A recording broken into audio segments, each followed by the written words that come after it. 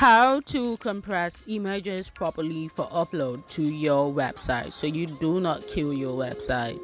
And it's pretty easy. This is a pretty easy tutorial. So go to squish.app. It's pretty easy. It should look like this on your laptop or desktop.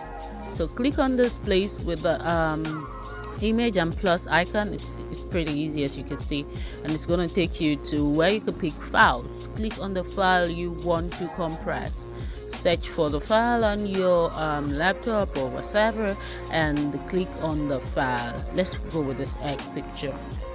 All right, it's pretty easy, you can see, and we're on to the next step. Now watch closely for how we were going to resize it. See, click on resize, click that button.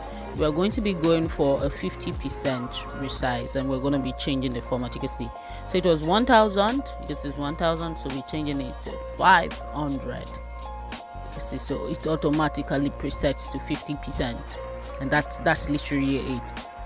And then you change the type of image to WebP. Like you can see, it was a JPEG and we changed it to WebP, and you can see this is it. So click on download and you are done. It's pretty easy. I hope you enjoy it.